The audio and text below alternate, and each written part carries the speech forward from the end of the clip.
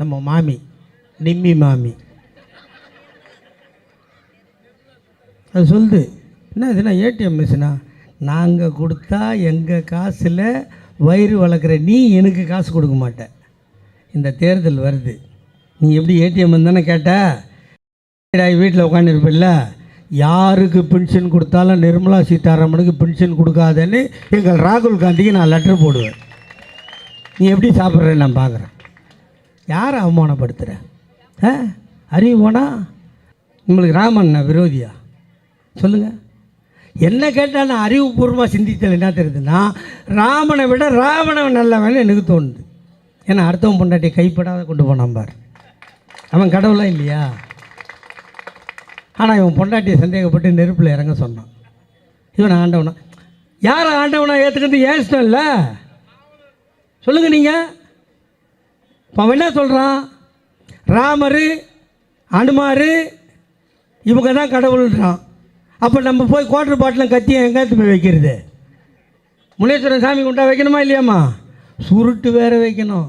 எங்கள் நைனா அந்த குவார்டர் வச்சேன்னா ஒரு சொம்பில் ஊற்றி அதில் அந்த இளநீர் வேறு திறந்து வைப்பாங்க, அதையும் ஊற்றி டைட்டாக காட்டிட்டு ஒரு சுருட்டு கொளுத்தினார் தான் அது முனீஸ்வரன் சாமி கும்பிட்டுது. நம்மள்தெல்லாம் சாமி இல்லைன்றான். நம்ம ஒத்துக்க முடியுமா? அது ஒத்துக்க முடியாது. உன் சாமி நீ வச்சுக்கோ. ஒருத்தர் இருந்தார் எல் முருகன், இங்கே ஒருத்தர் தலைவர், ஒரு டப்பாவில் ஒரு வேலை குத்திட்டு வெற்றிவேல் வெற்றிவேல் வெற்றிவேல்னு வந்தார். அமித்ஷா வந்தப்போ அதே மாதிரி வெற்றிவேல்னு தூக்கிட்டு போனான். பாதுகாப்பு அதிகாரி அதை பிடிங்கி குப்பையில் போட்டுட்டான். வெற்றிவேலுக்கு அவமானம் ஆச்சா? வெற்றிவேல்னு சொன்னேன், முருகரும் கன்னத்தில் அடித்து காலி பண்ணிட்டார். அடுத்து என்ன பண்ணான்? கேரளாவுக்கு போனான். இந்த ஐயப்ப சாமி இந்த வருஷம் எவ்வளோ ப்ராப்ளம் ஆச்சு பார்த்தீங்களா? ஏகப்பட்டவன் போய் இடம் இல்லாமல், இதெல்லாம் பிஜேபி பண்ண வேலை. அப்படி கலவரம் பண்ணால் கேரளாவில் வந்துடலான்ட்டு ஐயப்பன் கையை கட்டிங்கிறாருன்னு சொல்லி இந்த அட்டுழியெல்லாம் இவன் பண்ணான். கட்டின கையெடுத்து பளிர்னு கன்னத்தில் வச்சு தெத்தி விட்டார். கர்நாடகாவுக்கு போனான், பஜ்ரங் பலின்னா. நான் எனக்கு தெரியல என்னடா பஜ்ரங் பலின்றானு அப்படின்னா ஆஞ்சநேயரம். ஆஞ்சநேயரை சொன்னான் கர்நாடகாவில். ஆஞ்சநேயர் தூக்கிட்டு போன மலையை தள்ளில் போட்டார், அங்கேருந்து தேத்திட்டாங்க. இங்கேருந்து தெலுங்கானா போனான், அங்கே போய் என்ன சொன்னான்? இப்போ நம்ம சொல்கிறேன்ல 500 ரூபாய்க்கு சிலிண்டர் கொடுப்போம், பாதி பேருக்கு வேலை கொடுப்போம், பெட்ரோலை குறைப்போம் எல்லாம். அங்கே அது சொல்ல, நீங்கள்லாம் எங்களுக்கு ஓட்டு போட்டிங்கன்னா ராமர் கோயில் எட்டுமே காட்டுவோம். என்னென்னோ வருது, எல்லாத்தையும் சுவிட்ச் ஆஃப் பண்ணி வச்சுக்கிறேன். இந்த கட்சி நாங்கள் வந்தோடனே தேர்தலில் போட்டி போட்டு ஆட்சியை பிடிக்கணும்னு ஆரம்பித்த கட்சியா? இப்போ கூட விஜய் கட்சி ஆரம்பித்தார்ல. இந்த 24 தேர்தல் இன்னொன்றும் நோ பார்லிமெண்ட், ஒன்லி அசம்பிளி. நிற்கிறோம், அடிக்கிறோம், ஸ்ட்ரைட்டாக கோட்டையில் போய் இறங்கி சேரில் உட்காந்துக்கிறோம் தானே. அதை விட இன்னொருத்தர், அவர் யார்? சரத்குமார். ஏங்க 4-5 கூட்டம் பேசிட்டு வந்தால் வாய் சிக்காதா? சட்டசபையிலே அவ்வளோ மொழி பேசுகிற ஜெயலலிதாவே சட்டசபையில் வாய் ஸ்லிப்பாகும்னு சொல்லுவோம். எனக்கு ஆகாதா? அவர் இல்லை, அவரை அவங்க மாமியார் கூப்பிட்டு கேட்டுதான், எப்பா எல்லாரும் முதலமைச்சர் ஆகிட்டான், நீ எப்பப்பா ஆக போகிற? ஏங்க நான் சொல்ல அந்த ஆள் மைக்கு போட்டு மேடை போட்டு சொன்னானா? ஆச்சா, இப்போ இங்கே கூட்டத்துக்கு வந்துக்கிறேன்னா, இப்போ நீங்கள்லாம் விட்டா ஒரு 10-10:30 போயிடுவேன், இல்லை வேறு எங்கன்னா போனால் லேட்டாக போவேண்ணா. ஒவ்வொரு ஆம்பளையும் வீட்டுக்கு போனால் பொண்டாட்டி எழுப்புவோம்ல, நானும் எழுப்பேன், நீயும் எழுப்பேன். ஒருத்தன் நைட்டு 2:30 மணிக்கு எழுப்புறான். அது தூக்கத்தில் போட்டு கண்ணை கசக்கி, என்னம்மாம்மா நேற்றுக்கு எழுப்புற, நம்ம மோடிக்கிட்ட போயிடலாமா? ஏண்டா 2:30 மணிக்கு கேட்குற கேள்வியாடா இது?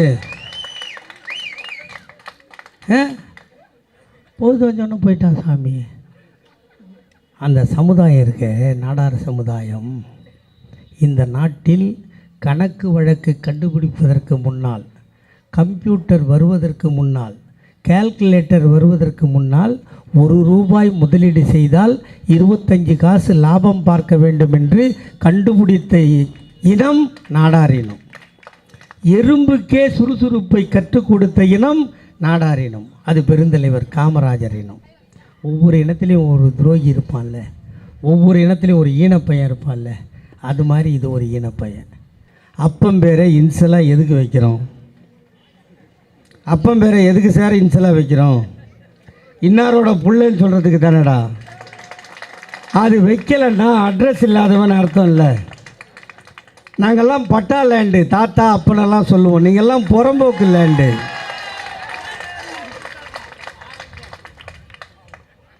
அது என்ன பூ? அது தெரியுமா உனக்கு? ஒரு கதை சொல்லிட்ட.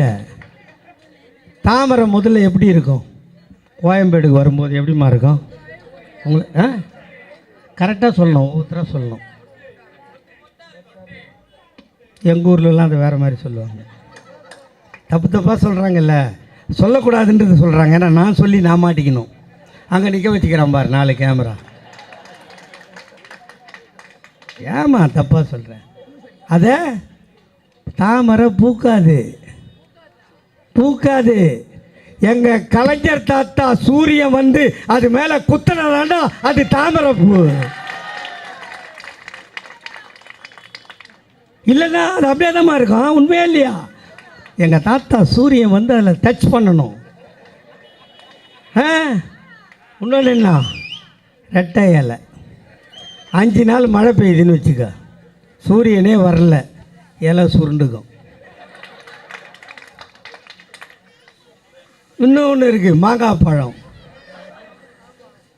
பூ விட்டுடுச்சு, சூரியன் வரல, 6 நாள் மழை பெய்யுது, பூவெல்லாம் கீழே கொட்டுமா பிஞ்சு விடுமா? அப்போ மாங்காய் வரணும்னா நம்மால் வந்து கொத்தணும். எதுவுமே இந்த நாட்டில் இயங்கணும்னா அதை விட கூத்து 5 நாள் மழை பெஞ்சு சூரியன் வரலன்னா நம்ம உடம்பே நம்மளுக்கு நாற்று அடிக்கண்டா பாவீங்களா. இது எல்லாத்துக்கும் சூரியன் தான் ஓணும் இல்லையா? நாங்கள் ஓட்டு கேட்கறதுல ஒரு நியாயங்குது. இவ்வளோ செஞ்சு கொடுத்துருக்கோம், பண்ணியிருக்கோம். இந்த பாலத்தை கட்டி திறந்துருக்கோம். அந்த பக்கம் போனால் டவுட்டனில் பாலத்தை கட்டியிருக்கோம், இந்த பக்கம் போனால் பாலத்தை கட்டிக்கிட்டு இருக்கோம். பாலமும் சாலையும் எல்லாம் கட்டுறோம். இதுக்கு நரேந்திர மோடி மாமா தர செலவு எவ்வளோ தெரியுமா? ₹1 நம்ம கொடுத்தா 29 பைசா நம்மளுக்கு. இது எல்லாருக்கும் அப்படியே தந்தால் நம்மளுக்கு அப்ஜெக்ஷன் இல்லை. நம்மளுக்கு 29 பைசா. உத்தரப்பிரதேசம்னா ₹3, பீகார்னா ₹7. அவனும் அதே ₹1 தான் தரான். இது எங்கே போய் அடிச்சுக்கிறது? நம்மளை என்ன சொன்னான்? நான் கல்யாணம் பண்ணும்போது அரசாங்கம் சொல்லிச்சு, 2 பெற்றால் இன்பமயம், நாம் இருவர் நமக்கு இருவர். நான் 2ஓட ஸ்டாப் பண்ணிட்டேன். முடிஞ்சிச்சா? என் பசங்களுக்கு கல்யாணம் பண்ணேன். அப்போ என்ன சொன்னால், 1 பெற்றால் ஒளிமயம்னா. இது அப்பயே சொல்லியிருந்தால் நான் உன்னோட நிறுத்தியிருப்பேன். இவன் இப்போ தான் சொன்னான். அதனால் என் பசங்களுக்கு 1 பெற்றால் ஒளிமயம். நம்ம எல்லாம் அரசாங்கம் சொல்கிறத கரெக்டாக கேட்டு சிந்தித்து அந்த அரசாங்கத்துக்கு கட்டுப்பட்டவங்க நம்மன்றதுனால இதை பண்ணிட்டோம். ஆனால் வடநாட்டில் எதை பற்றியும் கவலை இல்லை. அவன் டை அடித்து தள்ளுற மாதிரி அடித்து தள்ளிட்டான். எதுவும் கேட்பார் மேப்பேரே கிடையாது. அதனால் என்ன ஆக போகுதுன்னா, இது சிரிக்கிறதுக்கு சொல்ல, சிந்திக்கிறதுக்கு சொல்கிறேன். 543 பார்லிமெண்ட் மெம்பர் இப்போது கலாநிதி வீராசாமியோடு சேர்த்து நம்ம தமிழ்நாட்டுக்கு 39, பாண்டிச்சேரிக்கு 1. இப்போ இந்த 543 800 மாற்ற போகிறாங்க. 800 சீட்டாக. அப்போ 39 45 ஆவணமா? ஆவணம் இல்லை, ஆவாது. நம்மளுக்கு 30 ஆகிடும். அங்கே எல்லாம் ஏறிடும். ஏன்னா அங்கே மக்கள் தொகை ஜாஸ்தியாக இருக்கான். அந்த திட்டத்தை நரேந்திர மோடி கொண்டு வரார். அப்படி கொண்டு வந்து நம்மளுக்கு 30 MP ஆகிட்டா நம்ம ஓட்டு போடுற சக்தி நம்மளுக்கு குறையும். நம்ம திருத்தம் கொண்டு வர முடியாது. அந்த மோடி கட்சியில் தான் யார் நிற்கிறாரு சார்? அவர் தெரியலையா? அப்புறம் என் வாயில் நல்லா வருதுடா. நீங்கள் பார்த்துருக்கீங்களா? ஹைகோர்ட்டில் ஒரு வக்கீல் வாதாட, ஒரு வக்கீல், ஒரு அசிஸ்டண்ட்டு, அந்த பைய தூக்கின்னு போகிறோம். 3 பேர் தானே போவான். இந்த ஆளும் கோர்ட்டுக்கு போனால் 150 பேர் போவான். ஜட்ஜை மிரட்டுற மாதிரி. இந்த கட்சிக்கு பாதி ரவுடி, பாதி கொலகாரன், பாதி திருடன், பாதி தாலியர்த்தம் வந்ததுக்கு காரணம் அந்த ஆள் தான். இப்போ அவங்க வந்து ஓட்டு கேட்குறாங்க.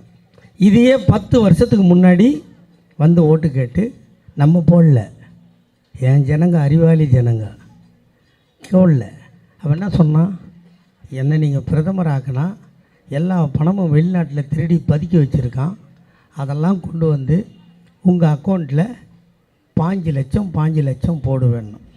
இதை கேட்ட உடனே மாமியாருக்கு தெரியாத மருமவுக்கு தெரியாத மாமியார், அக்காவுக்கு தெரியாத தங்கச்சி, எல்லா ஆத்தாலும் போய் பேங்க்கில் லைன் நின்ட்டான். நான் ஒரு ஆயாவை கேட்டேன், ஆயா என்ன விஷயம்னு. சொல்லாத, மோடி வெளிநாட்டில் இருக்கிற பணத்தெல்லாம் கொண்டாந்து 5 லட்சம் போடுறாளாம். பக்கத்து வீட்டில் சொன்னால் அவன் முன்னாடி வந்து நின்றுடுவா, அதனால் நான் சொல்லாத வந்திருக்கிறேன். எல்லா ஆயாவும் அக்கௌண்ட்டு திறந்தாச்சு. அதுக்கு பேர் ஜீரோ பேலன்ஸ் இல்லையா? திறந்துட்டீங்க. 5 லட்சம் நொட்டினானா நோட்டில், 5000 நொட்டினானா நோட்டில், 5 ரூபா நொட்டினானா நோட்டில், 5 பைசா நொட்டினானா நோட்டில். அக்கௌண்ட்டு அப்படியே நிற்கிது. நீ அந்த பக்கம் போகலை. அவன் போட்டால் தானே போவேன், போடாத எப்படி போவேன்?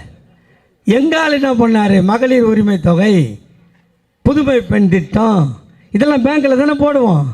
இதை போட்டால் ஒரு ஆயாவுக்கு 1000 ரூபா போட்டார் எங்கள் அண்ணன், ரேஷன் கார்டு. அந்த ஆயா என்ன பண்ணிச்சு, யாரையும் நம்பாத ஏடிஎம் கார்டு வாங்கி வச்சுக்கிட்டு தேவைப்படும் போதெல்லாம் 100 ரூபாயா எடுக்குது. 9 வாட்டி எடுத்தால் எவ்வளோமா வந்துச்சு? 900 ரூபா வந்துச்சு. மிச்சம் எவ்வளோ இருக்கணும்? 100 ரூபா இருக்கணும். அந்த ஆயா காடை விட்டு ஆட்டுது, 100 வரல. நம்ம என்ன ஆயா இத்தனை வாட்டி விட்றிய காடை, மிஷின் ரிப்பேர் ஆகிட போகுதுன்னு. என்னவோ தெரிலப்பா, அந்த 100 ரூபா வரலப்பா. 5 சரி விடு ஆயா, நான் என்ன தான் இருக்குதுன்னு பார்த்து சொல்கிறேன். விட்டா ஒன்லி 75 ருபீஸ் காட்டுது, 75 ரூபா காட்டுது. ஆயா உனக்கு 75 தான் இருக்குது. அட ஏன் பணத்தை 25 ரூபா எந்த பேமானி திருடலாம்? டெல்லியில் இருக்கிறான் நரேந்திர மோடின்னு ஒரு பேமானி, அவன் தான் திருடனான் ஆயான்னு. அது போய் பேங்க்கில் கேட்டுது, ஆயா ஆயா அந்த 25 ரூபா வேறு எதுவும் இல்லை, உனக்கு எஸ்எம்எஸ் சார்ஜ் அனுப்பணும். எஸ்எம்எஸ் சார்ஜ் அடக்கு அட்டையில் அடிக்கும், எனக்கு போனே இல்லை, எனக்கே தான் எஸ்எம்எஸ் சார்ஜிச்சு ஆயா. இப்படி ஒரு 25 ரூபா நீ நினைக்காத. 140 கோடி மக்கள் வாழுகின்ற இந்தியாவில் எத்தனை 25 ரூபா சேர்ந்தா எத்தனை கோடி சேர்ந்துருக்கோம்? அவ்வளோத்தையும் மூட்டை கட்டி வச்சுக்கிறான். அப்புறம் பார்த்தீங்கன்னா நம்ம செல்ஃபோன் இருக்குதுல்ல, முன்னாடிலாம் நான் செல்ஃபோன் வாங்கும்போதெல்லாம் அமுக்கிற ஃபோன் தானே, இப்போ தானே தடவுற ஃபோன் வந்தது. எது சொன்னாலும் சிரிச்சா இல்லை, நான் இருக்க தானேங்க சொன்னேன். நீங்கள் பாட்டுக்கு சிரிச்சு சிக்கலை மாட்டி என்னை மறுபடியும் கட்சி விட்டு நீக்கி ஜெயிலுக்கு போய் நீங்கள் எவனும் சத்தியமாக வரப்போகிறதில்ல.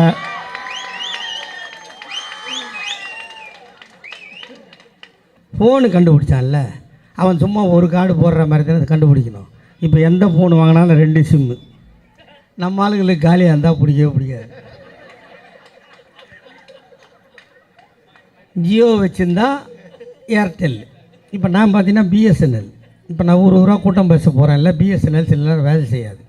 அதுக்கு நான் காங்கிரஸ் ஆட்சியில் ஒரு ஏர்டெல் நம்பர் போட்டால் 24 ரூபாய்க்கு ரீசார்ஜ் பண்ணால் 6 மாதம் இன்கம்மிங் வரும். கரெக்டாம்மா? 6 மாதம் இன்கம்மிங் வரும். ஏன் கரெக்டாக உன்னை கேட்குறேன்னா, தப்பாக இருந்தால் நீ என்னை பெற்ற ஆத்தா, நீ வந்து உன் செருப்பை கைட்டி அடித்தாலும் நான் வாங்கிக்குவேன். நான் ரைட்டாக இருந்தால் யாரை சொன்னனோ அவனை உதைக்கணும். ஆக நீ அடிக்கணும் கண்டிப்பாக. எந்த அடி இல்லை அங்கே அடி இல்லையா? 6 மாதத்துக்கு 24 ரூபா. அது என்னாச்சு? 25 ரூபாயில் ஆரம்பித்து 49 ரூபா வந்ததா?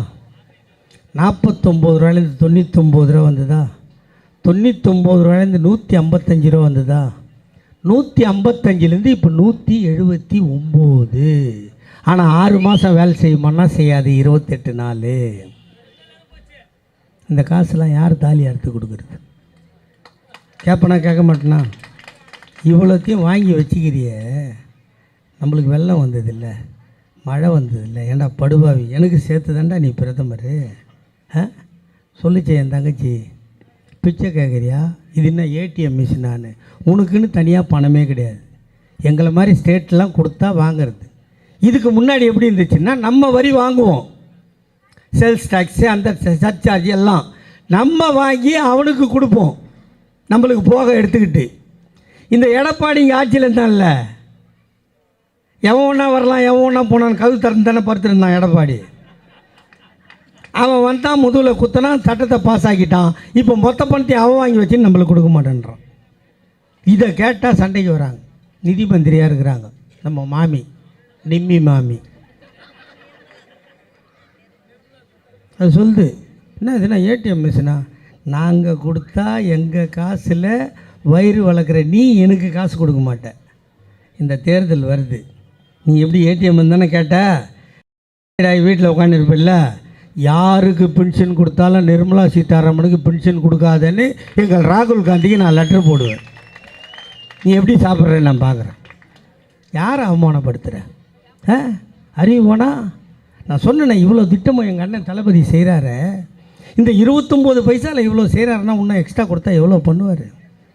அதை சொன்னால் திமுகவா, அவங்க தாத்தா முதலமைச்சர், அவங்க அப்பா முதலமைச்சர், அப்புறம் இவர் பேர முதலமைச்சர், இது நான் மன்னர் ஆட்சியா? ஏண்டா புள்ள பிறக்கிறது ஒரு பாவமாடா? ஏமா நம்ம வீட்டில் ஒரு கல்யாணம் பண்ணி வைக்கிற, கல்யாணம் பண்ணி வச்சா ஆம்பளை டீ கடைக்கு போவான் ஒரு 6 மாதம் கழிச்சு. என்ன கேட்போம்? மாப்பிள்ள போட்ட முதல்ல எடுத்துட்டியா கேட்பானா கேட்க மாட்டானா? அவன் இல்லைன்னு சொல்கிறதுக்கு எவ்வளோ அவமானப்படுவான் தெரியுமா? அவனுக்கு புள்ள பிறக்க வக்கு இல்லாதவன்னு பட்டம். அந்த பொண்ணுக்கு பொண்ணு இல்லைன்னு சொன்னான்னு வச்சுக்கா, ஓ இவன் கொட்டு போகுது, பிள்ளை இல்லாத கொட்டு வர ஓரமாக போடி, வெளியே போக மாட்டீங்கல்ல. அப்போ கல்யாணம் பண்ணால் புள்ள பெக்கணுன்றது விதி. எங்கள் ஐயா கலைஞருக்கு ஆண்மை இருந்தது, எங்கள் அண்ணன் தளபதி வந்தான். எங்கள் அண்ணன் தளபதிக்கு ஆண்மை இருந்தது, எங்கள் அண்ணன் உதயநிதி வந்தான். வாரிசு இல்லைன்னா ஆஸ்பத்திரிக்கு போங்கடா, எங்கள் அடி வைத்த தடவி பார்க்காத. இது ஒருவேளை இது ஹெல்ப் பண்ணுற வேலையாம்மா? இது பலுவை தூக்கி வச்சுருந்தா கூட சேர்ந்து தூக்கி வச்சுமே வச்சிடலாம். ஒரு கல்தறி எதுனா கை பிடிச்சி எத்துமே விடலாம். இதுக்கு போய் எங்களுக்கு சொன்னால் நாங்கள் என்ன பண்ண முடியும்? இதுக்கு அது பண்ணால் தப்புடா. அது கூட தெரியல உங்களுக்கு. அது தெரியாத வாரிசு வாரிசு வாரிசு. காமராஜருக்கு வாரிசு இருந்தால் வந்திருப்பான், இல்லை. எம்ஜிஆருக்கு வாரிசு இருந்தால் வந்திருப்பான், இல்லை. ஜெயலலிதாவுக்கு வாரிசு இருந்தால் வந்திருக்கோம், இல்லை. அதுக்கு நாங்கள் என்ன பண்ண முடியும் சொல்லு? வாரிசு வாரிசுன்றீங்க. இப்போ எங்கள் அண்ணன் உதயநிதி ஸ்டாலின் விளையாட்டுத்துறை மந்திரி, செஸ் ஒலிம்பியாட்டை மகாலிபுரத்தில் நடத்தினா உலகமே பாராட்டுச்சு. 2 போட்டி நடத்தியிருக்காரு. இன்றைக்கி விளையாட்டுத்துறையில் யாருன்னா ஒரு சின்ன கப்பு வாங்கிட்டு அவரை போய் பார்க்க போனால் தட்டி கொடுத்து அந்த பொண்ணை அந்த லிஸ்ட்டை வாங்கி நீ மேலே மேலே போகணும், உனக்கு நான் என்ன பண்ணணும்னு கேட்டு பண்ணக்கூடிய விளையாட்டுத்துறை மந்திரி. இப்போ நான் தளபதி சொன்னேன்ல, இவ்வளோ செஞ்சார். உனக்கு 1000 ரூபா கொடுத்தாரு, உங்கள் அம்மாவுக்கு 1000 ரூபா கொடுத்தாரு, அண்ணனுக்கு 1000 ரூபா கொடுத்தாரு, சின்ன குழந்தைக்கு டிஃபன் கொடுத்தாருன்னு. அவரு கொடுக்கலடா, அது அவர் உடம்புல ஓடுற ரத்தம் எங்கள் தாத்தா கலைஞரோட ரத்தம். பணம் வச்சுக்கிறலாம் கொடுக்குறானா?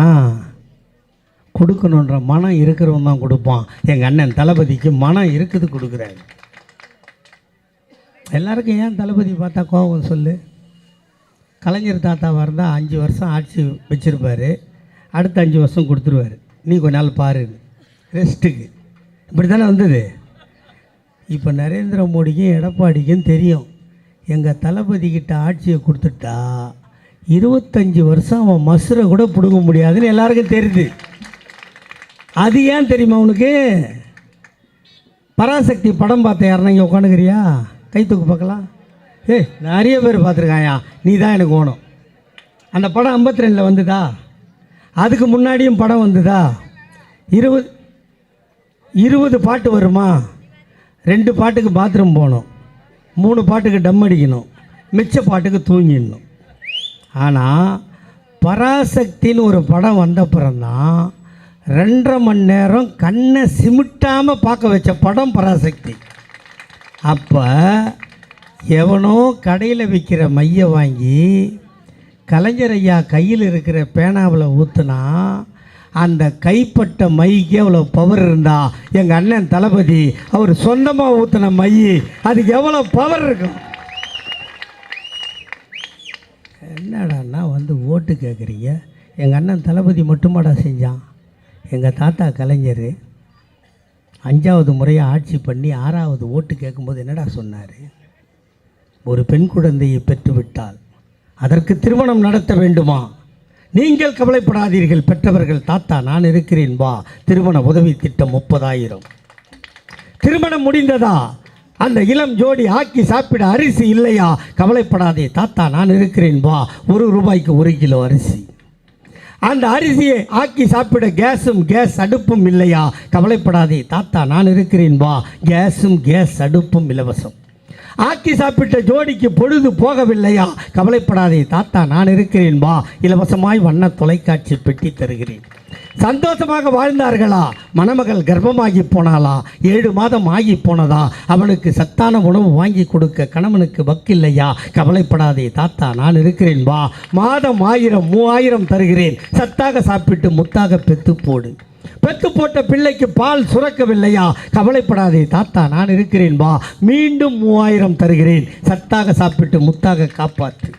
வளர்ந்து விட்ட பிள்ளை பள்ளிக்கு போக வேண்டுமா? ஸ்கூல் ஃபீஸ் கட்ட பணம் இல்லையா? கவலைப்படாதே தாத்தா நான் இருக்கிறேன் வா.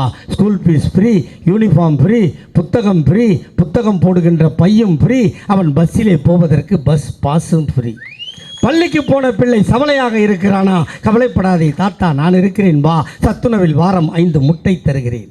அவன் முட்டை சாப்பிட மாட்டானா? அவனுக்கு வாழைப்பழம் தருகிறேன். அவன் படித்தானா? +1 போனானா? சைக்கிள் ஓட்டுவானா? உனக்கு வாங்கி கொடுக்க வக்கில்லையா? கவலைப்படாதே தாத்தா நான் இருக்கிறேன் வா. இலவசமாய் சைக்கிள் தருகிறேன். +1 +2 முடித்தானா? அவன் கல்லூரிக்கு போக வேண்டுமா? காலேஜுக்கு பணம் கட்ட ஃபீஸ் இல்லையா? கவலைப்படாதே தாத்தா நான் இருக்கிறேன் வா. காலேஜ் ஃபீஸும் ஃப்ரீ. அவனும் காதலித்தானா? அவனும் பிள்ளை பெற்றானா? அவனுக்கும் கொடுத்து கொண்டே இருக்கிறேன். இப்படி கொடுத்து பெத்து பெத்து வயதாகி போனாயா? நீயும் கவலைப்படாதே தாத்தா நான் இருக்கிறேன் வா. மாதம் 750 ரூபாய் பென்ஷன் தருகிறேன். 58 வயது ஆகி போனதா? பஸ் பாஸ் தருகிறேன். பேரனை பார், பேத்தியை பார், சந்தோஷமாக வாழு. காலம் கெட்டு போனதா? நீ சிக்காகி போனாயா? ஆஸ்பத்திரிக்கு போவதற்கு ஆட்டோவிற்கு பணம் இல்லையா? கவலைப்படாதே தாத்தா நான் விட்ட 108 ஆம்புலன்ஸை கூப்பிடு. இலவசமாய் ஆஸ்பத்திரிக்கு போ. ஆஸ்பத்திரியில் படுத்தாயா? அங்கே வைத்தியன் பணம் கேட்கிறானா? உன்னிடம் பணம் இல்லையா? கவலைப்படாதே தாத்தா நான் கொடுத்த கலைஞர் காப்பீட்டு அட்டையை காட்டு. 1 லட்சம் ஃப்ரீ. வைத்தியம் பார், வீட்டுக்கு வா. காலம் கெட்டு போனதா? நீ செத்து போனாயா? உன் பிணத்தை தூக்க 4 பேர் இல்லையா? தன்மானம் தடுக்கிறதா? கவலைப்படாதே தாத்தா நான் போட்ட சட்டம் மார்ச்சரி வேணும் ஃப்ரீ. வீட்டுக்கு கொண்டு வந்தாயா? பார்த்தாயா? அழுதாயா? வைக்கிறதா? கவலைப்படாதே தாத்தா நான் போட்ட சட்டம் ஃப்ரீசர் பாக்ஸும் ஃப்ரீ. பார்த்தாயா? அழுதாயா? சுடுகாடு போனாயா? புதைக்க வேண்டுமா? கொளுத்த வேண்டுமா? தாத்தா நான் போட்ட சட்டம் கொளுத்துவதும் ஃப்ரீ, புதைப்பதும் ஃப்ரீ. இப்படி கருவறை முதல் கல்லறை வரை இலவசங்களை வாரி வழங்கிய உலகத்தில் ஒரே முதல்வர் எங்கள் தாத்தா டாக்டர் கலைஞர். சொல்றா எத்தனை கட்சி நடத்துறீங்க? எவ்வளோ பேரா கட்சி நடத்துவீங்க? ஒருத்தன் வந்து சொல்கிறா என் பக்கத்தில் நின்று, இப்போ நான் படித்தேனா? பார்த்து படித்தேனா? உணர்ச்சிடா. நான் படிக்கணும்னு நினச்சேன். எங்கள் தாத்தா ஆட்சியில் இல்லை. இது மாதிரி கை போச்சு, கால் போச்சு, பியூசி வரைக்கும் தான் படிக்க முடிஞ்சது. மேலே வக்கு இல்லை. எங்கள் தாத்தா கலைஞர் ஆட்சிக்கு வந்தால் 2 பொண்ணையும் 2 டிகிரி படிக்க வச்சு இப்போ வேலை பார்க்குறா.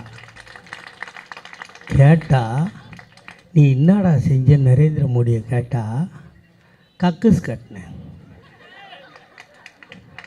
ஆமாங்க நாட முட்டாளே. 1971 குடிசை மாற்று வாரியன்னு கொண்டு வந்து எங்கள் ஆத்தால 3வது மாடியில் கக்குசு போக வச்ச ஆள் எங்கள் தாத்தா கலைஞர்றா. அப்புறம் என்னன்னு கேள, ஜல் ஜீவனில் நான் குழா போட்டு கொடுத்தேன். நாங்கள் வெக்கமாக இருக்குதுங்க எனக்கு. நாங்கள் குடிநீர் வடிகால் வாரியம்னு ஒரு வாரியத்தை அமைக்கி கீழே தண்ணி கொண்டோன்னா கீழே விட்டோம். தூரமாக தண்ணி இருந்தால் அதை இன்னொரு தொட்டியில் கொண்டாந்து விட்டு கீழே இருந்து குழா திருப்பினா தண்ணி வர வச்சோம். இவன் நம்மளுக்கு வந்து இவன் பழைய படத்தை காட்டினுக்கிறான். இதாங்கெல்லாம் கக்கூஸ் இல்லாத கழுத்து மோட்டுக்கு போகிறான் பார், போய் பாம்பு கட்சி சாவறான் பார் வடநாட்டில். அங்கே போய் சொல்கிறா இங்கே தாத்தா அழகாக பிளான் பண்ணி எல்லாம் பண்ணி ரெடி பண்ணி வச்சுருக்காரு. நீ தமிழ்நாட்டுக்கு என்ன பண்ணேன்னு கேள, திமுகவை அழிப்பேன். இப்போ நான் என்ன சொல்லிட்டோம்?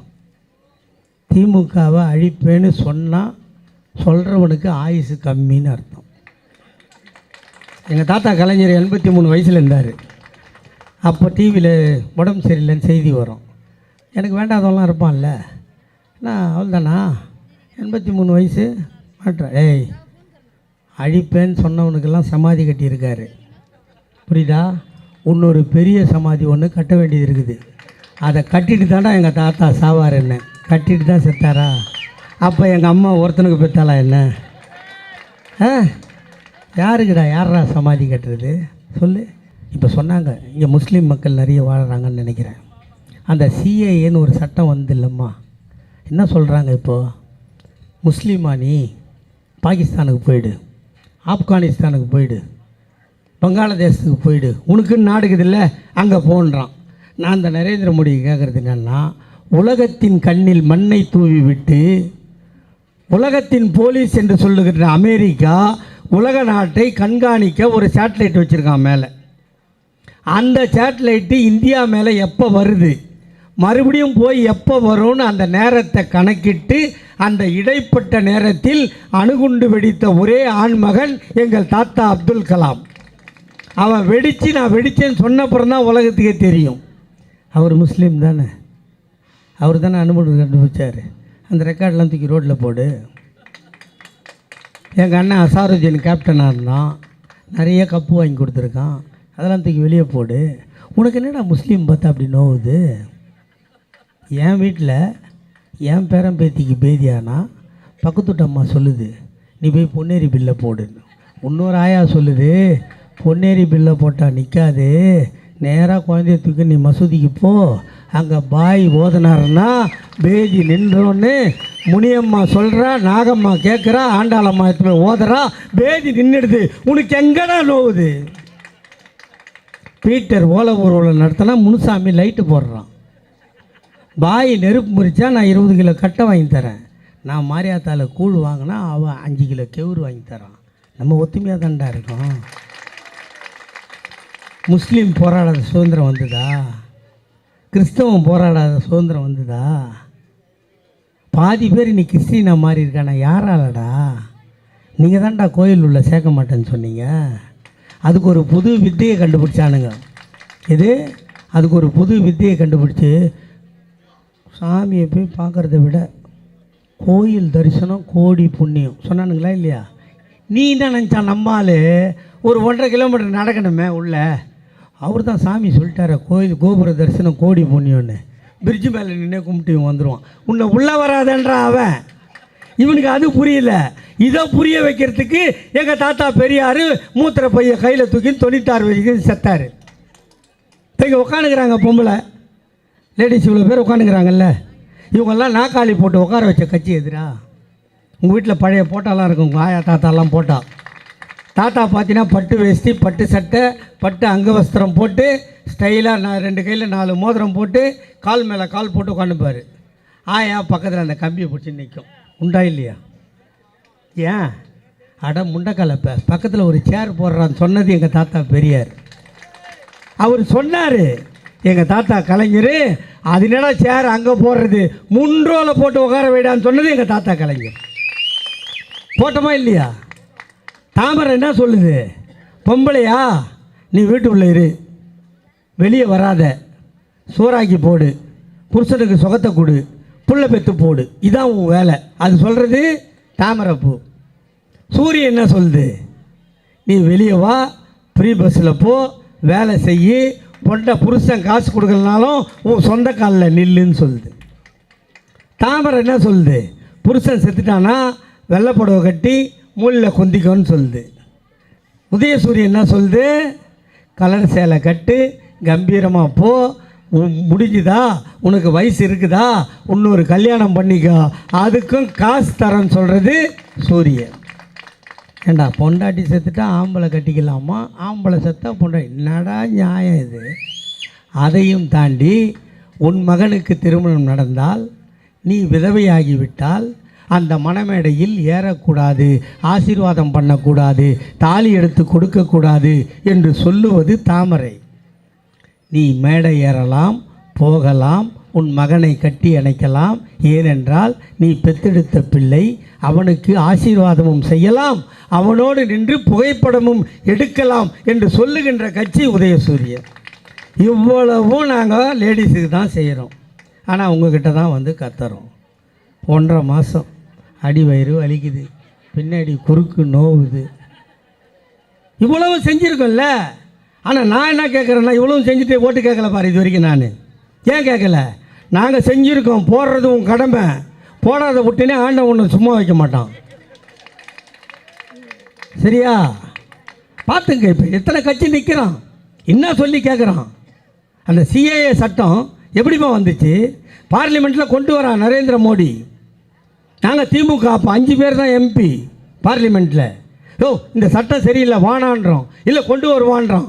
அப்போ எங்கள் அண்ணன் திருச்சி சிவா எழுந்து கேட்டார், எப்போ சட்டத்தை கொண்டு வந்துட்டீங்க, நீங்கள் இந்துக்களுக்கு குடியுரிமை, பார்சிக்கு குடியுரிமை, சீக்கியனுக்கு குடியுரிமை, இப்படி 6 பேருக்கு கொடுக்குற, ஒரு 2 பேரை சேர்த்துக்கோன்னு சொன்னோம். யார் அந்த 2 பேர்னு கேட்டான். முஸ்லீமும் இலங்கை தமிழரும். கரெக்டு தானே? சேர்த்துக்கோன்னு சொன்னோம். அவன் முடியாதுன்னா, முடியாதுன்னா அப்போ ஓட்டெடுப்பு கூடணும். ஓட்டெடுப்பு கூட்டா சபாநாயகர் சொல்கிறான் குரல் ஓட்டுன்றான். எங்கள் திருச்சி சிவா கேட்டார், எவனுக்கு ஓட்டு போட்டான்னு தெரியணும், இது டிவிஷன் ஓட்டுக்கு விடு. நாங்கள் 5 பேர் இருந்தோம்ல, எங்களுக்கு 99 பேர் ஓட்டு போட்டான் இந்த சட்டம் வேணான்னு. இந்த சட்டம் ஓணுன்னு 124 பேர் போட்டான். 124 அப்போ எவ்வளோ? 25 எக்ஸ்ட்ரா. இதில் அதிமுக ஓட்டு 13, பாமக ஓட்டு 1 14. 124ல் 14 எடுத்து இந்த பக்கம் போடு, 99 கூட சேரு, 113 ஆயிடுச்சா? அது 110 ஆயிடுச்சா? அப்போ அந்த சட்டம் தோற்றுருக்குமா? தோற்றுருக்காதா? ஏண்டா பல்லு பழனிசாமி, பரதேசி பழனிசாமி, இவ்வளோ அநியாயத்தங்களை பண்ணிவிட்டு சிறுபான்மை மக்கள் எங்கள் பக்கம் வந்துவிடப் போகிறார்கள் என்று பயப்படுகிறார். பயம்னா என்னன்னு தெரியாத கட்சி தாண்டா திமுக. தெரியுமா உனக்கு? ஏம்மா கொரோனா வந்து இல்லைம்மா, கொரோனா உலகத்தில் எல்லாம் என்னம்மா சொன்னான்? வீட்டிலிரு, விழித்திரு, தனித்திரு, விலகியிரு. தமிழ்நாட்டு மந்திரிலாம் பாதி பேர் வீட்டில் போர்டே வச்சுட்டான், கொரோனா வீட்டுக்கு வராதுன்னு. நம்ம நாட்டோட பிரதமர் இருக்கார்ல, 18 மாதம் தாடியை சேவ் பண்ணல, பார்பர் வந்தால் கொரோனா வந்துடும்னு அப்படியே முடி போட்டு வச்சுருந்தார். எல்லாரும் அப்படி சொன்னான். உலகத்தில் ஒரே தலைவன் சொன்னான், ஒன்றிணைவோம் வா என்று அழைத்த ஒரு தலைவன் என் தலைவன் தளபதி. கூப்பிட்டோம், அதோடு விட்டோமா? ஒரு டெலிஃபோன் நம்பரை கொடுத்தோம், உங்களுக்கு ஏதாவது தேவையாக இருந்தால் டெலிஃபோன் நம்பரில் கூப்பிடுன்னு. நீங்கள் கூப்பிட்டீங்க. சாமி கண்ணுவும் என் அண்ணன் 2 பகுதி செயலாளரும் கொடுத்துருப்பாங்க. இப்படி தேவையானதை மக்களுக்கு கொண்டு போய் சேர்ப்பதில் ஒரு சட்டமன்ற உறுப்பினரை சாகப்படி கொடுத்த இயக்கம் திமுக. ஒருத்தர் செத்து போயிட்டான், ஒரு எம்எல்ஏ. ஒன்றிய செயலாளர்கள், வட்ட செயலாளர்கள் செத்து போனோம். எங்களை கொடுத்து பலி கொடுத்து உங்களை காத்த கட்சி திமுக. அப்போ சொன்னோம், அட பாவி எடப்பாடி, மக்கள் கஷ்டப்படுறாங்க, ஒரு 5000 ரூபா பணத்தை கொடு, அப்புறம் பார்த்துக்கலாம். எங்கே பணம் இருக்குது? 1000 ரூபா கொடுப்பேன், அதுக்கு மேலே தர முடியாதுன்னா. ஒரு மாதத்துக்கு கேபிள் டிவி கனெக்ஷன் எவ்வளோம்மா? 300 ரூபா. 3 மாதத்துக்கு கேபிள் டிவி கொடுத்தா வயிற்றில் நான் ஈர துணி போட்டு நான் படுகிறது. அப்போ சொன்னார் எங்கள் அண்ணன் தளபதி, 5000 கொடுக்க சொன்னேன், நீ 1000 கொடுக்கிறாய். இந்த முத்துவேல் கருணாநிதி ஸ்டாலின் ஆட்சிக்கு வந்தால் மீதி 4000ஐ கொடுப்பேன் என்று சொன்னோம். கொடுத்தோமா இல்லையா? ஆனால் அன்று ஆட்சியில் இருந்தவர்கள் பெனாயில் வாங்கிறதுல ஊழல். அந்த சாப்பாடு இல்லைம்மா, நீங்கள் கொரோனாவில் போய் அட்மிட் ஆனீங்கன்னா சாப்பாடு கொடுப்பான்ல, புளி சாதம், தயிர் சாதம், அது எவ்வளோ தெரியுமா பில்லு? ஒரு ஆளுக்கு 600 ரூபா பில்லு. கணக்கு வழக்கே கேட்க முடியாது. இதில் வேடிக்கை என்னென்னா, டாக்டர் நர்ஸ் எல்லாம் தங்க வச்சோம்ல, லாட்ஜே கட்டல, லாட்ஜே ஊரில் இல்லை, அந்த லாட்ஜ் பேரில் போட்டு பில்லு போட்டு அமைக்கிட்டானுங்க. இது என்ன அநியாயம்? சாவு வீட்டில் பிடுங்கின வரைக்கும் லாபம்ன்றது நியாயமாயா? ஆனால் நாங்கள் அப்படி இல்லை. நாங்கள் வந்தோம், ஹாஸ்பிட்டல் வாசலில் ஆம்புலன்ஸாக நின்று கிடந்தது, நீங்கள் பார்த்தீங்க. நாங்கள் வந்தவொன்னே என்ன பண்ணோம், எங்கெல்லாம் அரசாங்க பில்டிங் கட்டுறோமோ அங்கெல்லாம் ஆஸ்பத்திரியாக மாற்றணும். எல்லாரையும் போய் படுக்க வச்சோம், வைத்தியம் பார்த்தோம், வீட்டுக்கு அமிச்சோம். அதையும் தாண்டி எங்கள் அண்ணன் தளபதி கோயம்புத்தூர் சென்றார். கோயம்புத்தூரில் 10 எம்எல்ஏ, ஒரு எம்எல்ஏ கூட எங்களுக்கு ஓட்டு போடல. ஆனால் அங்கே போய் திடீர்னு சொன்னார், நான் கொரோனா நோயாளியை பார்க்க போகிறேன். அதிகாரிலாம் சொன்னான், நீ முன்னாடி எதிர்க்கட்சி தலைவர், இப்போ இந்த நாட்டின் சொத்து, நீங்கள் போகக்கூடாது. எங்கள் அண்ணன் தளபதினா எடப்பாடி பழனிசாமி மாதிரி 100 கிலோ அரிசி மூட்டை மாதிரியா இருக்கார்? கொஞ்சோண்டு சதை, கொஞ்சோண்டு எலும்பு, கொஞ்சோண்டு ரத்தம். ஆனால் மூளை 1000 கிலோ வெயிட்டுக்கு சமம். சொன்னால் உங்களுக்கு வயசு 71, நீங்கள் போய் பார்த்து ஒருவேளை உங்களுக்கு ஏதாவது நேர்ந்து உயிர் போனால் அதற்கு யார் பொறுப்பு? எங்கள் அண்ணன் தளபதி சொன்னான், அந்த நோயாளியை பார்த்து அவன் நலமாகி என் உயிர் போகும் என்றால் உயிரை கொடுக்க தயார். நான் தான்டா கலைஞரோட புள்ள. இவ்வளோ பண்ணி கொடுத்துருக்கேன் உங்களுக்கு. இதுக்கு மேலே என்ன சொல்லணும்? நான் வாயில் வடை சொல்கிறவனும் வெறுங்கையில் முழம் போடுறவனும் வருவான், அவனையும் வா வா வா வா தட்டு எடுக்கிறேன், ஆரத்தி எடுக்கிறேன். இதா இவ்வளோ கத்துறேன்னா நீ எவனையாவது ஒருத்தனை கேள்வி கேட்கணும். நீ கேட்டன்ற செய்தி டிவியில் வரணும், அதை நான் பார்க்கணும், என் உடம்பு நோவெல்லாம் போகணும். அதானம்மா இப்போ இந்த தேர்தல் நடக்குது. நீ ஒருவேளை இந்தியா கூட்டணிக்கு ஓட்டு போட்டு கலாநிதி வீராசாமி ஜெயிக்க, இந்த தேர்தலோட லாஸ்ட்டு. உங்கள்கிட்ட ஓட்டு கட்டி அவனும் வரமாட்டான். நீ அடிமை. வெள்ளைக்காரன் நம்மளை அடிமைப்படுத்தணும். ஆனால் அவன் உத்தரவெல்லாம் போடல, நீ என்ன சாப்பிடணும்னு அவன் சொல்லலை. ஆனால் இந்த ரவுடி கும்பல் நாம் சாப்பிட வேண்டியதை அவன் தீர்மானிக்கிறான். ஆஸ்பத்திரிக்கு போகிறோம், குழந்தை சவலையாக இருக்குது, டாக்டர் சொல்கிறான், அம்மா கொஞ்சோண்டு மாட்டுக்கறி வாங்கி சூப்பு வச்சு கொடு, குழந்தை நல்லா இருப்பான். நீ மாட்டுக்கறி சூப்பு வச்சுன்னு வந்து உன் வீட்டில் வெட்டுவான். வடநாட்டில் வெட்டுறான், மாட்டுக்கறி சாப்பிடாத. இது என்ன நியாயம்? நம்ம படிக்கிறதுக்கு பாடப்புக்கம் இருக்குது, ஆனால் அவன் சொல்லுவானா புதிய கல்விக் கொள்கை, அதை தான் நீ படிக்கணுமா. படிக்கிறது நீ சொல்கிறத கேட்கணும், துண்டுறது நீ சொல்கிறத கேட்கணும், என்ன ட்ரெஸ்ஸு போடுறது நீ சொல்கிறத கேட்கணும். அதுக்கு நாங்கள் ஏன்டா அடிமையாக இருந்துகிட்டே போயிடலாமே வெள்ளைக்காரங்கிட்டே? எங்களுக்கே அது சுதந்திரம் வந்தது. இதுதான் இந்த கேள்வி. சரி, இப்போ இந்தியா கூட்டணி வந்தால் நீ என்ன பண்ணுவ? நீங்கள் கேட்கலாம்ல. இப்போ இருக்கா நரேந்திர மோடி, செல்ஃபோனுக்கு விலை ஏற்றிட்டான், அதை ஏற்றிட்டான். இந்தியா கூட்டணி ஆட்சிக்கு வந்து பதவி ஏற்றால் அடுத்த நாள் 1200 ரூபாய் கொடுத்து வாங்குகின்ற சிலிண்டர் 500 ரூபாய்க்கு தருவோம். இது நரேந்திர மோடி மாதிரி வாயில் வடை சொல்கிற கூட்டம் இல்லை. சொன்னால் செய்கிற எங்கள் தளபதியோட தம்பி சொல்கிற அடுத்த நாள் 500 ரூபாய்க்கு சிலிண்டர் கிடைக்கும். அப்புறம் என்ன கிடைக்கும்? அரசாங்க வேலை. அரசாங்க வேலையில் 100 பேர் வேலை செஞ்சால் 50 பொம்பளை சத்தியமாக இருக்கணும். அதை சட்டமாக்குவோம். பெட்ரோல் விலையை குறைப்போம், டீசல் விலையை குறைப்போம். மத்திய சர்க்காரில் நிரப்பப்படாமல் இருக்கின்ற 33 லட்சம் வேலைகளை ஓராண்டுக்குள் நிரப்பி காட்டுவோம். இவ்வளோ சொல்கிறோம், அவன் ஒன்றுமே சொல்கிறதில்ல. இவங்கெல்லாம் சாமிக்கு விரோதி. நம்ம என் நெத்தியில் இருக்கிற பொட்டு கலைஞ்சிட்ருக்கோன்னு நினைக்கிறோம். இருக்கா பார்த்தியா? எங்கள் ஆத்தா வச்ச பொட்டு அது எப்படி இருக்கும்? இந்த பொட்டு என்ன பொட்டு? இது பேர் என்ன சார்? செந்தூரம். கரெக்டாக சொன்னீங்க. இது ஏன் என்ன நெத்தியில் இருக்குது தெரியுமா? 91 ஜெயலலிதா ஆட்சிக்கு வந்துடுச்சு. அவங்க கட்சிக்கார எம்எல்ஏவெல்லாம் கையை காலை உடச்சி ஜெயிலில் தூக்கி போடுது. அப்போ நம்மளை என்ன பண்ணோம்? எங்கள் அம்மாவுக்கு பயம் வந்துடுச்சு. நைனா இங்கே வாடாச்சு, ஏமாண்ண இதை வச்சுக்கிட்டு போடாங்க. அம்மா நீ வெய், நான் வேணான்னு சொல்ல. நாங்கள் பகுத்தறிவாதி. என்ன என் கட்சிக்காரன் கேட்பான், இது ஏன் வச்சுக்கிறேன்னு கேட்பான். நான் பதில் சொல்லணுமா? எனக்கு சொல்லுமான்னு. எப்பா ஜெயலலிதா ஆட்சிக்கு வந்துடுச்சு, அவங்க கட்சிக்காரனே கையை காலை உடச்சி ஜெயிலில் போடுது, நீ வாயை வச்சின்னு சும்மா இல்லாத ஆள். அதனால் நீ கூட்டம் பேசினா ஜெயலலிதா போலீஸ்களை சமைச்சு உன்னை பிடிக்க வந்தால் ஆஞ்சநேயர் ஏபிடி பார்சல் சர்வீஸ் மாதிரி உன்னை தந்து வீட்டில் விட்டுருவார் சொல்லிச்சு. நான் வச்சுக்கிட்டேன். எங்கள் அம்மா இல்லை, அது ஞாபகமாக வச்சுருக்கேன். இந்த பொட்டு ஏன் நெத்தியில் இருக்கிறது தப்பு இல்லை. இந்த பொட்டை கொண்டு போய் நாமம் போட்டு உட்காந்துருக்கான். இந்த அம்மா நெத்தியில் வைக்கிறது தப்பு இல்லை. ஒரு பாயை கூப்பிட்டு அவன் நெத்தியில் வச்சா தப்பா இல்லையா? இதை செய்யன்றான். உங்களுக்கு ராமன் விரோதியா? சொல்லுங்கள். என்ன கேட்டால் நான் அறிவுபூர்வமாக சிந்தித்தல் என்ன தெரியுதுன்னா, ராமனை விட ராவணன் நல்லவன் எனக்கு தோணுது. ஏன்னா அடுத்தவன் பொண்டாட்டி கைப்படாத கொண்டு போனான் பார். அவன் கடவுளாக இல்லையா? ஆனால் இவன் பொண்டாட்டியை சந்தேகப்பட்டு நெருப்பில் இறங்க சொன்னான். இவன் ஆண்டவனா? யாரை ஆண்டவனா ஏற்றுக்கிறது ஏன் இஷ்டம் இல்லை? சொல்லுங்கள் நீங்கள். இப்போ அவன் என்ன சொல்கிறான்?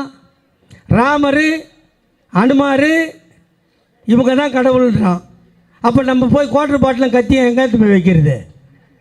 முனீஸ்வரன் சாமி கும்பிட்டா வைக்கணுமா இல்லையாம்மா? சுருட்டு வேறு வைக்கணும். எங்கள் நைனா அந்த கோட்டரை வச்சேன்னா ஒரு சொம்பில் ஊற்றி அதில் அந்த இளநீர் வேறு திறந்து வைப்பாங்க. அதையும் ஊற்றி டைட்டாக காட்டிட்டு ஒரு சுருட்டு கொளுத்தினார் தான் அது முனீஸ்வரன் சாமி கும்பிட்டுது. நம்மள்தெல்லாம் சாமி இல்லைன்றான். நம்ம ஒத்துக்க முடியுமா? அது ஒத்துக்க முடியாது. உன் சாமி நீ வச்சுக்க. ஒருத்தர் இருந்தார் எல் முருகன், இங்கே ஒருத்தர் தலைவர். ஒரு டப்பாவில் ஒரு வேலை குத்திட்டு வெற்றிவேல் வெற்றிவேல் வெற்றிவேல்னு வந்தார். அமித்ஷா வந்தப்போ அதே மாதிரி வெற்றிவேல்னு தூக்கிட்டு போனான். பாதுகாப்பு அதிகாரி அதை பிடிங்கி குப்பையில் போட்டான். வெற்றிவேலுக்கு அவமானம் ஆச்சா? வெற்றிவேல்னு சொன்னேன். முருகரும் கன்னத்தில் அடித்து காலி பண்ணிட்டார். அடுத்து என்ன பண்ணான்? கேரளாவுக்கு போனான். இந்த ஐயப்ப சாமி இந்த வருஷம் எவ்வளோ ப்ராப்ளம் ஆச்சு பார்த்தீங்களா? ஏகப்பட்டவன் போய் இடம் இல்லாமல், இதெல்லாம் பிஜேபி பண்ண வேலை. அப்படி கலவரம் பண்ணால் கேரளாவில் வந்துடலான்ட்டு ஐயப்பன் கையை கட்டிங்கிறாருன்னு சொல்லி இந்த அட்டுழியெல்லாம் இவன் பண்ணான். கட்டின கையெடுத்து பளிர்னு கன்னத்தில் வச்சு தெத்தி விட்டார். கர்நாடகாவுக்கு போனான். பஜ்ரங் பலின்னா. நான் எனக்கு தெரில என்னடா பஜ்ரங் பலின்றானு அப்படின்னா ஆஞ்சநேயரை சொன்னான் கர்நாடகாவில். ஆஞ்சநேயர் தூக்கிட்டு போன மலையை தள்ள போட்டார். அங்கேருந்து தேத்திட்டாங்க. இங்கேருந்து தெலுங்கானா போனான். அங்கே போய் என்ன சொன்னான்? இப்போ நம்ம சொல்கிறேன்ல 500 ரூபாய்க்கு சிலிண்டர் கொடுப்போம், பாதி பேருக்கு வேலை கொடுப்போம், பெட்ரோலை குறைப்போம் எல்லாம். அங்கே அது சொல்ல, நீங்கள்லாம் எங்களுக்கு ஓட்டு போட்டிங்கன்னா ராமர் கோயில் எட்டுமே காட்டுவோம். என்னென்னோ வருது, எல்லாத்தையும் சுவிட்ச் ஆஃப் பண்ணி வச்சுக்கிறேன். ஏன் என்ற கேள்வி கேட்காமல் வாழ்க்கை இல்லை.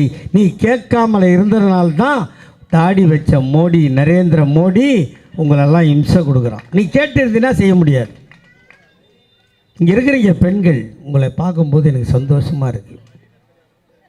நீங்கள்லாம் வேலைக்கு போகிறீங்க, ஏதாவது ஒரு வேலைக்கு, சித்தாள் வேலைக்கு, ஆயா வேலைக்கு, இல்லை ஏதோ ஒரு வியாபாரம் பண்ண, ஒரு அலுவலகம் துடைக்க, ஒரு ஆஃபீஸ் துடைக்க போகிறீர்கள். நீங்கள் சம்பாதிக்கிறீர்கள். சம்பாதித்த பணத்தை யாரிடம் கொடுப்பீர்கள்? புருஷன் இருந்தால் புருஷன்கிட்ட கொடுக்கணும், இல்லைன்னா மாமியார்கிட்ட கொடுக்கணும், இல்லை மாமனார்கிட்ட கொடுக்கணும். இன்றைக்கி நைட்டு கொடுத்துருவீங்க. காலையில் எழுந்து மேக்கப் பண்ணி புடவை கட்டி செருப்பை போட்டு ஹேண்ட்பேக் மாட்டினா, மாமா பஸ்ஸுக்கு காசு கொடு, அத்தை பஸ்ஸுக்கு காசு கொடு, அத்தான் பஸ்ஸுக்கு காசு கொடுன்னு கையேந்தினீங்களா இல்லையா? எல்லாரையும் கேட்குறேன், ஏந்தினீங்கல்ல? இதை பார்த்து உங்கள் பெத்தெடுத்த அப்பன் கண் கலங்கவில்லை, உங்கள் குடும்பம் கண் கலங்கவில்லை, நீங்கள் பெற்றெடுக்காத உங்கள் மகன் எங்கள் அண்ணன் தளபதி கண் கலங்கினான். அதனால் கையெழுத்து போட்டார். இன்று முதல் நீ யாரிடமும் கையேந்த வேண்டியதில்லை. ஆடை உடுத்தி ஆகிவிட்டது, செருப்பு போட்டாச்சு, ஹேண்ட்பேக் மாட்டியாச்சு. ரோடு முனைக்கு போனால் நீ நம்பரெல்லாம் பார்க்க வேணாம். படிக்கலைன்னா கூட தெரிஞ்சிக்க தான் அதுக்கு நாங்கள் ரோஸ் கலர் பெயிண்ட் அடிச்சிருக்கோம். உன்னை பார்த்த உடனே கண்ட்ரக்டர் மச்சான் பிகில் அடிப்போம், நின்றுடும். நீ ஏறிக்கலாம், ஏறி சீட்டில் உக்காந்திக்கலாம். கால் சும்மா இருந்தால் கால் மேலே காலும் போடலாம், அதை அப்படியே ஆட்டலாம். ஆனால் ஆட்டுறது தப்பு இல்லை. நீ ஆட்டுற ஆட்டு காசு கொடுத்து டிக்கெட் வாங்கினான் பார், அவன் மேலே படாமல் ஆட்டணும். ஏன்னா வயிறு எறிவான்ல, அவனும் அவங்க ஆத்தா வயிற்றில் தான் பிறந்தான், நீயும் அவங்க ஆத்தா வயிற்றில் தான் பிறந்த. உனக்கு ஃப்ரீ, அவனுக்கு டிக்கெட் வாங்கினா எப்படி இருக்கும்? எனக்கு கூட அந்த கஷ்டம் இருக்குது. இருந்தாலும் எந்த நாட்டில், எந்த ஊரில், எந்த குடும்பத்தில் பெண்ணை மதிக்கிறானோ, பெண்ணை உயர்த்துகிறானோ, அந்த குடும்பம் கெட்டுப்போனதாக சரித்திரமே இல்லை. அதனால் இந்த நாடு முன்னேற உன்னை உயர்த்துகிறார் எங்கள் அண்ணன் தளபதி. அப்புறம் நீ வேலைக்கு போயிட்ட, வேலைக்கு போகாத வீட்டில் இருக்கால்ல, என் புருஷன் சந்தேக பிராணி, என்னை அனுப்ப மாட்டான், எனக்கு என்ன கொடுத்தேன்னு நீங்கள் கேட்டீங்க. உடனே எங்கள் அண்ணன் தளபதி சொன்னார், வேலைக்கு போகிறவங்க பஸ்ஸில் போகிறதுக்கு ஃப்ரீயா? நீ வீட்டில் தான் இருப்பியா? ரேஷன் கார்டு வச்சுருக்கியா? அதை காட்டு, உனக்கும் மாதம் 1000 தருகிறேன், மகளிர் உரிமை தொகை என்றார். வேலைக்கு போகிறவங்களுக்கு பஸ் பாஸு, வீட்டில் இருக்கிறவங்களுக்கு 1000 ரூபா. உடனே சின்ன பொண்ணுலாம் கேட்டால், எங்கள் ஆயாவுக்கு அப்பா அக்கா அம்மாவுக்கெல்லாம் கொடுத்துட்டேன், நான் 10வது படிக்கிறேன், எனக்கு என்ன தாத்தா கொடுப்பேன்னு அவள் கேட்டாள். சொன்னார், 6 முதல் 12 வரை நீ அரசாங்க பள்ளியில் படித்திருந்தால் நான் பெற்றெடுக்காத பேத்தியே உனக்கும் மாதம் 1000 தருகிறேன். அந்த திட்டத்தின் பெயர் புதுமை பெண். ஆயாவுக்கு, அம்மாவுக்கு, அப்புறம் பள்ளிக்கூடம் படிக்கிறவங்களுக்கு பொண்ணுக்கு போட்டாச்சு. போட்டாங்களா இல்லையா? போட்டு முடித்தோன்னா பையன் சும்மா இருப்பானா? இது நியாயமாயா? இது எங்கள் ஆயாவுக்கு கொடுத்த, ஆத்தாளுக்கு கொடுத்த, என் தங்கச்சிக்கும் கொடுத்துட்டேன். நானும் அதே வயிற்றில் தான் பிறந்தேன், நானும் ஸ்கூல் தான் படிக்கிறேன், எனக்கு என்ன பண்ணேன்னு கேட்டானுங்க. உடனே சொன்னார், உங்களின் தாத்தாவான நான் இந்த ஆண்டு முதல் உங்களுக்கும் மாதம் 1000 தருகிறேன், சந்தோஷமாக படி. ஆயா, அம்மா, அண்ணன், தங்கச்சி போட்டாச்சு. உடனே 1 முதல் 5 வரை படிக்கின்ற பிள்ளைகள் கேட்டார்கள், தாத்தா எல்லாருக்கும் பஸ்ஸு விட்ட, மாதம் 1000 கொடுத்த, என் அக்காளுக்கும் அண்ணனுக்கும் பணம் கொடுத்துட்டேன். நான் காலையில் ஸ்கூலுக்கு போகணும், எங்கள் அம்மாவும் எங்கள் அப்பாவும் வேலைக்கு போகிறாங்க, எனக்கு காலையில் டிஃபன் இல்லை, வயிற்றெரிச்சலை பார்ப்பனா, வாத்தியார் சொல்கிற படிப்பை கேட்பனான்னு எங்கன்னா, அந்த குழந்தைகளுக்கும் நானே தாத்தாவாக இருந்து இதோ போட்டேன் கையெழுத்து, இன்று முதல் காலை உணவு திட்டம். இதில் 2 நாங்கள் சொன்னது, 2 நாங்கள் சொல்லாதது. கரெக்டாக? சொன்னது 2, சொல்லாதது 2. இப்போ இங்கேருந்து இந்த ரோடுக்கு போகிறீங்க, ஆட்டுத்தொட்டி சாலை. இங்கே ஒரு ஆக்சிடெண்ட் நடந்தால் பக்கத்தில் எந்த கவர்மெண்ட் ஆஸ்பத்திரி இருக்குது? இல்லை. ப்ரைவேட் ஆஸ்பத்திரி இருக்குது. அப்போது உங்களை பற்றி யோசிக்கிற முதல்வர் சொன்னார், ஒரு ஆக்சிடெண்ட் நடந்து விட்டால், நீ காயப்பட்டால் உயிர் போகாமல் தடுப்பதற்கு 48 மணி நேரம் ஆகின்ற செலவை நீங்கள் பெறாத உங்கள் மகன் தளபதி ஏற்பான், நம்மை காக்கும் 48. இன்னும் இதை அடுக்கணுன்னு வச்சுங்க, விடிய காலில் வரைக்கும் அடிக்கிட்டே போகும். அதனால்தான் இவ்வளவும் செய்து கொடுத்து விட்டு உங்கள் முன்னால் ஆண்மகனாக கருப்பு சிவப்பு துண்டை போட்டு தளபதியின் தம்பியாய் நின்று வாக்கு கேட்கிறேன். இவ்வளோ நேரம் ஓட்டு கேட்டாச்சு, இப்போ ஒரு வேளை இவ்வளோ கேட்டாச்சு. ஆனால் உங்களுக்கு இன்னும் தெளிவு வந்து தான் வரலையான்னு எனக்கு தெரில. ஆனாலும் 19ஆம் தேதி எலெக்ஷன் வரும். நீ என்ன பண்ணுற, உனக்கு கன்ஃபியூஸ் ஆகிடுச்சுன்னா ஒன்றும் பண்ணாத. காலையில் 19ஆம் தேதி எழுந்து குளிச்சுடு, மாரியாத்தாவை கும்பிடுவியா, நேராக மாரியாத்தா கோயிலுக்கு போ, கொஞ்சம் மண்ணள்ளி வை. மாரியாத்தா தாமரை பூவில் கேட்குறான், ரெட்டை இலையிலே கேட்குறான், ஒருத்தன் மைக்கை தாந்து நீட்டுறான், இவனுங்கெல்லாம் உதயசூரியனை தான் நீட்டுறாங்க. எனக்கு கன்ஃபியூஸாக இருக்குது மாரியாத்தா, நான் யாருக்கு ஓட்டு போடுறதுன்னு கேளு. மாரியாத்தா அன்றைக்கி ஒரு நாள் பேசுவாள், நான் சொல்கிறேன், நான் சொல்லி வச்சுக்கிறேன், பேசுவாள். அப்போ கேளு, யாருக்கு ஆத்தா ஓட்டு போடுறதுன்னு. மாரியாத்தா சொல்லுவா, ஆஞ்சநேயர் அனுமார் தான் சாமி, நம்ம கோட்டை வைக்கிற சாமிலாம் இல்லைன்னு சொல்கிறான், தாமரைக்கு போடாத உதயசூரியனுக்கு போடுன்னு மாரியாத்தா சொல்லுவாள். வந்துரு. சரி, நான் இந்து இல்லைப்பா, நான் பாய், நான் என்ன பண்ணுறது? கவலையே படாத, நீயும் குழி தர்காவுக்கு போ, அல்லான்னு கூப்பிடு. நீங்கள் உருவ வழிபாடு கும்பிட்றவங்க இல்லை, அதனால் அல்லா வராரோ இல்லையோ காகித மில்லத் வருவார், அவர்கிட்ட கேளு. காகித மில்லத் எல்லாரும் ஓட்டு கேட்குறான், நான் யாருக்கு ஓட்டு போடுறது?